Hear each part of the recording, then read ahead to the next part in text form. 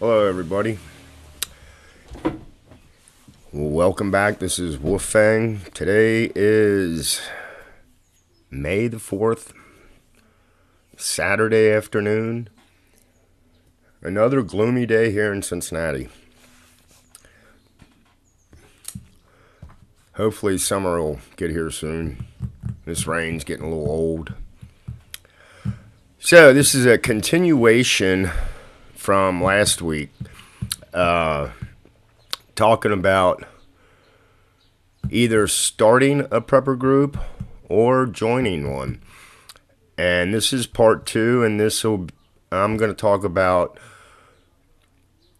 if you want to join a group. What do you look for? First off, if you want to join a group, what are you looking for? What type of people? Mindset? Do they have the same mindset that you do? Like-minded. I kind of think that most people want to find like-minded. Now, once again, I want to say first off, I'm no expert at it. I'm just sharing ideas. Would you want to join a skinhead group? Would you want to join a group that is extreme? It's like I said, what type of group are you looking to join? What kind of groups are out there? I mean, you can look this stuff up online. There are prepper communities out there. And once again, anybody that watches me, they may watch Prepper Nurse 1, and he has a list of groups. He actually has a website that you can go to and look for prepper groups, which I think is a really good idea. So find a local prepper group in your area. Okay, so say you find a group. Okay, you want to meet with the person that started the group or a member of the group.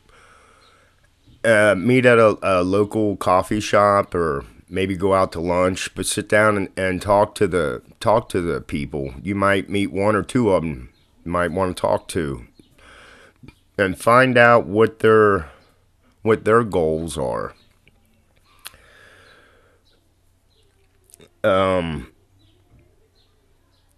Okay, as you're talking, ask questions like, okay, if I'm accepted in your group, am I allowed to bring family members in?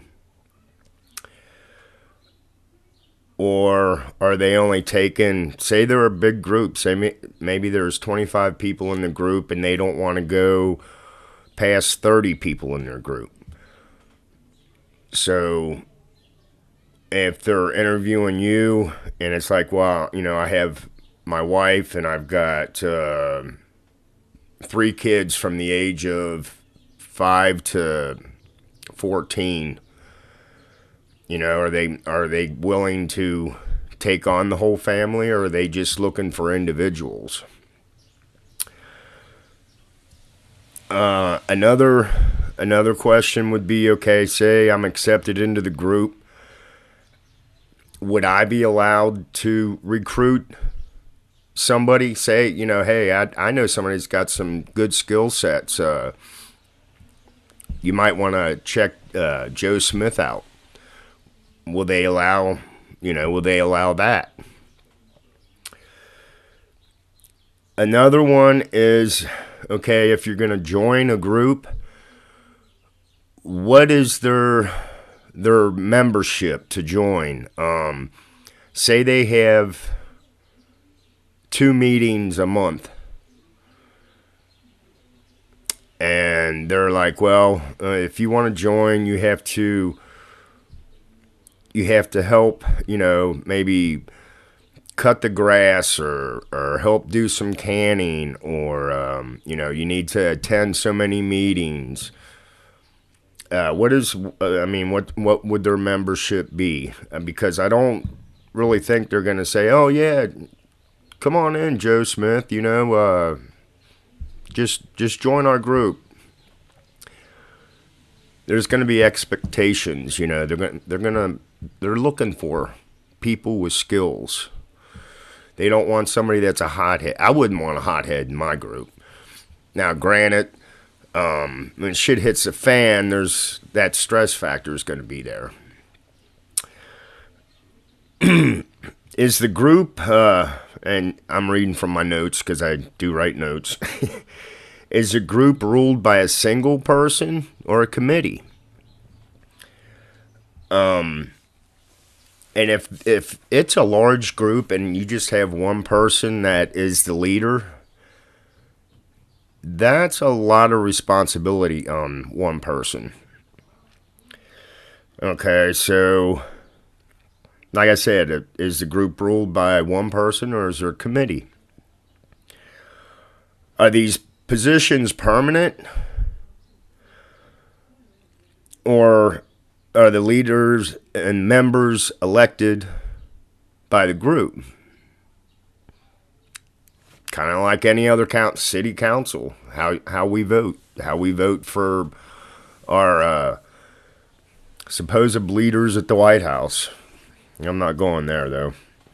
But anyway, I mean, if you got a group of 25 people, you just can't.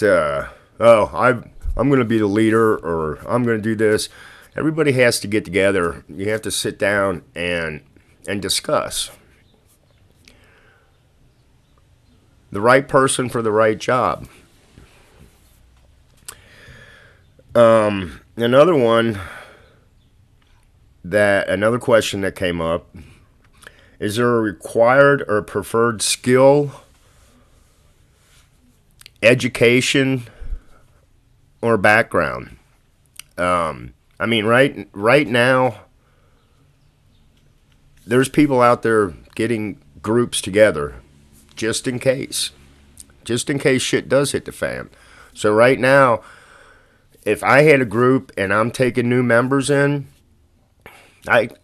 you can do a background check on people. So are you willing to have a background check done on you? Do you want somebody that's got a really bad record?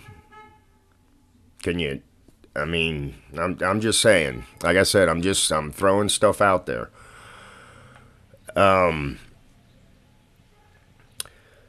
Okay, so I'm accepted into a group, and I have all my gear, my food. What about the possessions that you have? If you're accepted into the group, do they let you keep what you have, or do you have to put it in their community storage where it is shared with everybody? Are you willing to do that?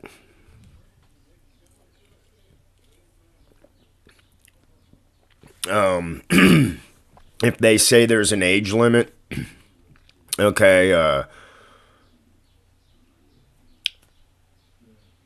you're 55 years old, you have some health problems, are you going to be a burden on the group? Are you going to be helpful for the group? That's another question, especially the health. If there's some people with some real health issues, do you have medical people in your group to where if your ailment gets worse, they're going to be willing to help you? Medication. I think the biggest one that I've heard about are people with that are diabetics. And once again, I'm not in a medical field or anything. It's just stuff that I've read. The insulin, from what I understand, has to be refrigerated. I don't know shelf life on insulin, but I mean, if you're the person that has to have an insulin shot every day, you gotta check your blood sugar, stuff like that. Is that going to be possible? I actually have a coworker that has the insulin pump. Is How long would that last if shit hits the fan? I mean, if stuff got really bad. And once again, like I said, these are just things that I think about. Another one is with the group. What are their ground rules? Do they put a curfew? Okay, you got to stay on the property. You can't leave it unless you're doing patrols. If you're out hunting, maybe there's some traps set up, snares to catch, rabbit, whatever is possible out there that you can catch. Once the sun goes down, everybody has to be back on the property. Ground rules. What's this group expect out of you as far as ground rules go? I think that's pretty good question. Okay, another one along with possessions. What if you have a rifle, a shotgun, and a sidearm? And they say, look, if you want to join our group, because we don't know you that well, you have to put your guns up in our armory, and we'll hold them for 30 days. And after the 30 days, everything works out, we'll give them to you. That one, I thought about that myself, and it's like, I don't. If shit hits the fan, and they're like, well, you got to hand over your weapons, I don't know if I would. I really don't. I mean, that's a tough question. I don't. I don't know. I don't know if I could do that.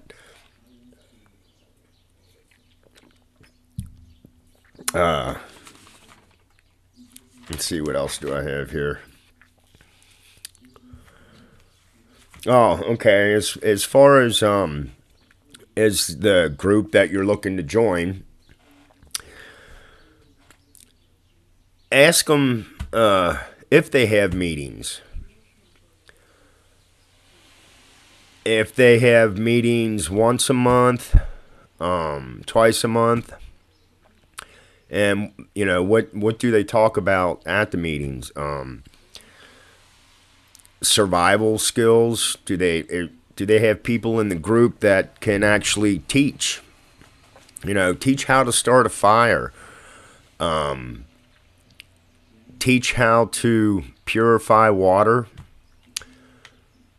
Teach hunting skills. Okay, you go out and say you get some rabbits or even a deer. Do you know how to field dress that animal? Because if you don't do it right and you hit a certain organ, you'll ruin the meat of the animal. You won't be able to eat it. Do you know how to? I don't know how to do this. My wife was actually taught by one of her family members how to, when you catch a turtle, how to skin that turtle, take the shell off, or get to the meat of the turtle. And I've heard turtle meat's pretty good. I've never tried it. Okay, and along with their meeting, the groups. Let's say the group has a meeting once a month, and each month it's something different. Like I just said, okay, 1 month would be water purification. Next month would be learning how to hunt and clean the animal. Next month may be canning. Another month could be gardening. Does this group do this kind of stuff? Because if you're going to join a group, and before shit hits the fan, everybody needs to get to know each other. That's where you'll find the personalities of each person, is going to these meetings, see how they interact with everybody. Another one is, what if you have a dog or a cat, just pets, period? Will they allow your pets into the group? And if they don't, I guess you just move on and try and find a group that will allow your pets. And that goes to say, just don't pick the first group either. You can scout. Okay, I live in Cincinnati, and let's say 5 miles up the road from me, I find out there's a prepper group being joined, so I go check them out. And I meet with a couple of the people, and for whatever reason, I didn't feel comfortable with them. So I keep looking, and I find another group.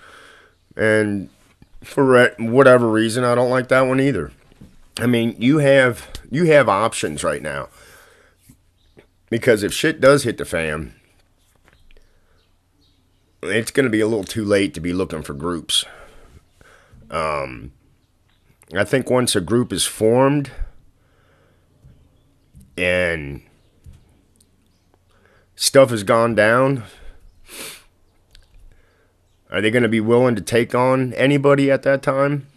Because that trust factor is going to be big, especially once everything goes south. Hell, you'll have people just roaming around. Are you just going to let any Tom, Dick, or Harry into your group? These are they're tough questions. I mean, you can talk about it now and say, "Oh, I'll do this or I'll do that," but when it actually comes down to it, and you're in that situation, you don't know what you're going to do. You really don't. You can practice, and which is a good thing. But how you really react when something happens, that's game on. And that's the other thing, especially with if you want to join a prepper group. Do they practice? Do they go out to a shooting range? Because you need to. If you do have a sidearm or a rifle, you need to practice with that. I do go to a gun range, and I shoot as much as I can. And I don't think I'm that bad of a shot. Better not be. I was in the military.